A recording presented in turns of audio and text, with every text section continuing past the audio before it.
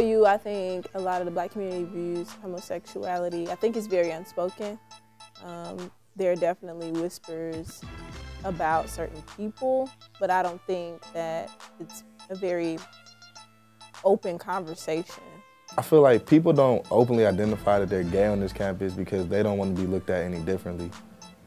Because in this day and age, the way that people view being gay, it's almost like they look down upon it, like they look down upon you. In the African American community, there's like a sense of masculinity, there's a sense of, you know, not macho, but, you know, you need to be a man, you gotta stand up and be a man, this is how you're a man, this is how you're not a man. African Americans,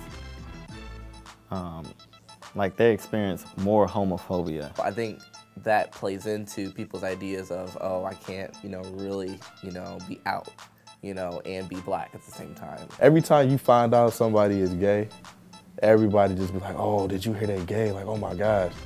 And it's like, all right, they gay, get over it.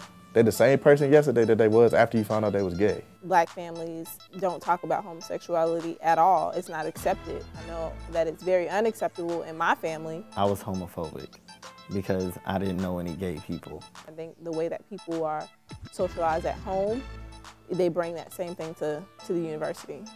Homophobia is a form of ignorance, just like racism, sexism, stuff like that. It's a form of ignorance. I was educated only because I came from a family who they were willing to answer questions and talk to me about it. Not saying they were okay with it, but at the very least the discussion was able to be had. I've never been exposed to education about homosexuality. I feel like especially for the African American community, it's one of those things, it's like, it's just something you don't talk about. Ignorance is a lack of knowledge.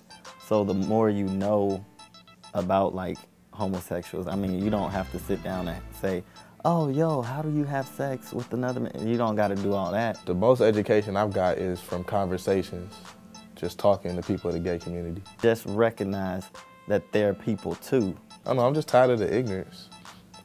It's like, it's here, it's in front of you. And the fight that the gay community is fighting is the same fight that every minority group has fought. You know, just the fact that people think that they have to take their own lives because there's nobody there, and knowing that there are people there just makes you so upset. The suicides come from built up, you know, depression, built up anger. Go ahead and embrace that about yourself and, you know, live your life. Don't think that, you know, you need to end it, you know.